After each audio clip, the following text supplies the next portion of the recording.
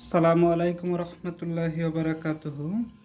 সুপ্রিয় শিক্ষার্থী বন্ধুরা, আজ আলোচনা করব উচ্চতর গণিতের নবম দশম শ্রেণীর বীজগাণিতিক রাশি নিয়ে সেরা 5 এমসিকিউ। নাম্বার 1, এর কোন মানের জন্য P of X equal X to the power 4 minus 5x³ plus 7x² minus a বহুপদীর একটি উৎপাদক x-2 হবে? অপশন ক 6, অপশন খ 4, অপশন গ 3, অপশন ঘ -4। তাহলে একটি উৎপাদক হচ্ছে x-2, অপশনে দেওয়া x-2, কাজে আমরা x-2 ইকুয়াল 0 ধরে x এর ভ্যালু পেলাম 2। তাহলে p অফ 2 ইকুয়াল 0 হবে, তা থেকে আমরা এর ভ্যালু বের করব। তাহলে p of 2 equal 0, so x এর জায়গায় আমরা 2 বসাবো।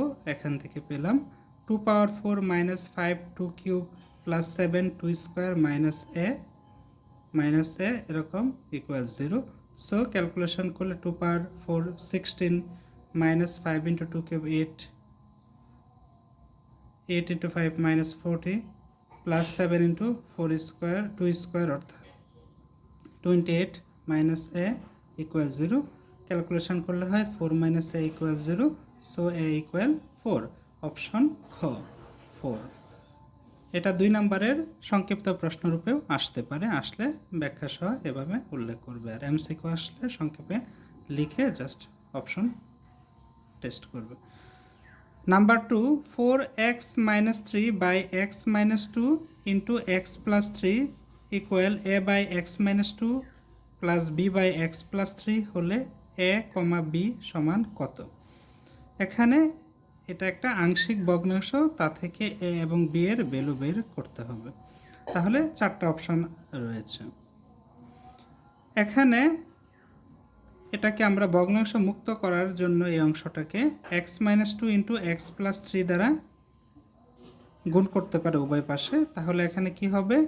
4x minus 3 ইকুয়াল, নিচে যেটা আছে সেটা দ্বারা যদি গুণ করি তাহলে x-2 কাটা যাবে, বাকি x প্লাস 3 অর্থাৎ a into x plus 3 plus b into x-2 হবে। এক্ষেত্রে আমাদের x এর ভ্যালু 2 বসাবো, কারণ এখানে নিচে যে দুইটা আছে এখান থেকে x-2 ইকুয়াল 0 এবং x প্লাস 3 ইকুয়াল 0 ধরে x এর ভ্যালু যদি বের করি, এখানে x এর ভ্যালু 2, এখানে x এর ভ্যালু -3। এক্ষেত্রে যদি আমরা x এর ভ্যালু 2 বসাই তাহলে কি হবে? এখানে 2 ইন্টু 4 অর্থাৎ 8 মাইনাস 3 ইকুয়াল 5 ইকুয়াল, এর মান হচ্ছে 2 বসালে 2 প্লাস 3 ইকুয়াল 5 আর এখানে 2 মাইনাস 2 ইকুয়াল 0 অর্থাৎ 0 ইন্টু বি প্লাস ইকুয়াল হচ্ছে 0, সো 5 সো 5 ইকুয়াল 5 অর্থাৎ এর মান হচ্ছে 1। আবার এক্স এর ভ্যালু যদি -3 বসায় অর্থাৎ এক্স প্লাস 3 ইকুয়াল 0 ধরলে এক্স এর ভ্যালু -3, তো এক্স এর ভ্যালু -3 বসালে হবে কি 4 ইন্টু -3 অর্থাৎ মাইনাসের 15। এক্স এর ভ্যালু -3 বসালে এর মান 0 হয়ে যাবে, বি এর মান হবে -3 -2 -5 অর্থাৎ মাইনাসের 5b। উভয় পাশ থেকে মাইনাস ক্যান্সেল করে 5 দ্বারা ভাগ করলে বি এর ভ্যালু হয় 3। সো অপশন হচ্ছে এর মান 1, বি এর মান হচ্ছে 3 অর্থাৎ অপশন ক 1, 3। প্রশ্ন 3, 3 into 2 plus 3x 1 minus 2x বহুপদীর চলকের মুখ্য সহগ কত? এখানে মুখ্য সহগ বিষয়টা হচ্ছে কোনো একটা বীজগাণিতিক রাশি সর্বোচ্চ ঘাতের যে সহগ হবে সেটা হচ্ছে ওই বহুপদীর চলকের মুখ্য সহগ। তাহলে যেটা দেওয়া আছে 3 ইন্টু এই দুইটা উৎপাদক যদি গুণ করি তাহলে 2 ইন্টু 1 2 মাইনাস 2 ইন্টু 2x অর্থাৎ 2 মাইনাস 4x 3x ইন্টু 1 প্লাসে 3x প্লাসে মাইনাসে মাইনাস 3x ইন্টু 2x মানে 3 দুগুণে 6 6x² মাইনাসে। তাহলে এখানে আমরা যদি গুণ করি 3 দুগুণে 6, এখানে মাইনাসের 4x প্লাসের 3x অর্থাৎ মাইনাসের x ইন্টু 3 অর্থাৎ মাইনাসের 3x মাইনাস 3 6 18x², সাজিয়ে লিখলে মাইনাসের 18x² মাইনাসের 3x প্লাস 6 অর্থাৎ সর্বোচ্চ ঘাত এক্স স্কোয়ার এক্সের পাওয়ার 2, কাজে এর সহগ হচ্ছে -18, কাজে বহুপদীর চলকের মুখ্য সহগ হচ্ছে সর্বোচ্চ ঘাতের যেই সহগ হবে অর্থাৎ -18, কাজে অপশন ঘ -18। প্রশ্ন 4, x³ + y³ + z³ -2xyz এর ক্ষেত্রে একটি উৎপাদক হচ্ছে x + y + z, 2 রাশিটি প্রতিসম, 3 রাশিটি চক্রক্রমিক, নিচের কোনটি সঠিক? ক 1 ও 2, খ 2 ও 3, ঘ 1 ও 3, ঘ 1 2 3 সবগুলো। তাহলে আমাদের যে রাশিটা দেওয়া আছে x³ + y³ + z³ এই রাশিটা মূলত ভুল রাশি হতে পারে। আমরা জানি x³ + y³ + z³ -3xyz equal x + y + z into x² + y² + z² -xy -yz -zx, এটা একটি ফর্মুলা, বীজগাণিতিক রাশির একটি সূত্র বা ফর্মুলা হচ্ছে ওইটা। তাহলে এখানে যদি 3xyz থাকে তাহলে উৎপাদকের ক্ষেত্রে আমরা পাবো x + y + z একটা উৎপাদক আর একটি উৎপাদক ওইটি, কাজে এটা ভুল হবে।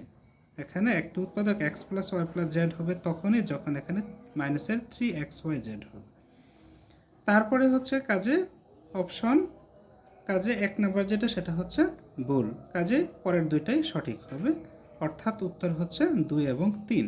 এখন পরের দুইটা কেন সঠিক সেটাও যদি আমরা ব্যাখ্যা আলোচনা করি, প্রতিসম যদি হয় তাহলে x এর মান যদি y বসাই বা y এর মান যদি z বসাই বা z এর মান যদি x বসাই, তিনটা যে কোনো একটা যদি করি, তিনটাই করতে হবে না, যে কোনো একটা যদি করি তাহলে অপরিবর্তিত থাকবে, অর্থাৎ এখানে মানগুলো চেঞ্জ হবে না। অর্থাৎ x এর জায়গায় যদি আমরা y বসাই অর্থাৎ y³ y এর জায়গায় যদি x বসাই x³ + z³ -2yxz, তাহলে জিনিসটা মূলত ওইটাই বোঝা, অর্থাৎ x³ + y³ + z³ -2xyz। সুতরাং পরিবর্তন হয় না, অপরিবর্তিত থাকে। আবার x এর মান যদি y হয়, y এর মান যদি z হয়, z এর মান যদি x হয়, অর্থাৎ তিনটাই যদি চক্রাকারে পরিবর্তিত হয় তখন সেটাকে চক্রক্রমিক রাশি বলে। অর্থাৎ x এর স্থলে y, y এর স্থলে z, z এর স্থলে x যদি বসায় তাহলে মানটা চেঞ্জ হবে না, অর্থাৎ এটা এরকম হবে x এর স্থলে y বসালে y³ y এর স্থলে z বসালে z³, z এর স্থলে x বসালে x³ -2yzx সমান x³ + y³ + z³ -2xyz, অর্থাৎ যেটা ছিল সেটাই, অর্থাৎ অপরিবর্তিত থাকে। কাজে উত্তর হবে 2 এবং 3, প্রথমটা ভুল, অপশন খ 2 ও 3। 5 নম্বর প্রশ্ন, এখানে ax² + bx + c এটা একটা কোয়াড্রেটিক ইকুয়েশন বা দ্বিঘাত সমীকরণ, ইকুয়াল হচ্ছে 3x² - 1 হলে 1 a = 3, 2 b = 0, 3 a + b + c অর্থাৎ তিনটার সমষ্টি হচ্ছে 2। নিচের কোনটি সঠিক? 1 ও 2, 1 ও 3, 2 ও 3 এবং ঘ 1 2 3 সবগুলো। তাহলে এটা মূলত আমাদের যে কাজটা করতে হবে সেটা হচ্ছে এটার সাথে এটা কম্পেয়ার করতে হবে, তুলনা করতে হবে। তাহলে দেখি ax² + bx + c ইকুয়াল এখানে 3x² অর্থাৎ x² এর সহগ হচ্ছে 3, এখানে bx x এর সহগ হচ্ছে b, কিন্তু এখানে x রিলেটেড পদ নেই, কাজে এক্ষেত্রে আমরা লিখতে পারি 0 × x, অর্থাৎ x এর সহগ হচ্ছে 0, অর্থাৎ 0 × x মানে 0, যেটা নাই, অর্থাৎ সাজিয়ে লিখলাম 0 × x -1 -1। তাহলে আমরা কি পেলাম? x² এর সহগ এখানে a, এখানে x² এর সহগ 3, x এর সহগ b, এখানে x এর সহগ 0, c কনস্ট্যান্ট, এখানে -1 c এর মান, কাজে 3 0 -1। এবার তিনটা যোগ করলে কি হবে? a + b + c = 3 + 0 -1 অর্থাৎ 2, অর্থাৎ তিনটা সমষ্টি 2 হলো, b এর মান 0 হলো, a এর মান 3 হলো, কাজে আমাদের উত্তর হবে সবগুলো সঠিক, অর্থাৎ ঘ 1 2 ও 3। আল্লাহ হাফেজ।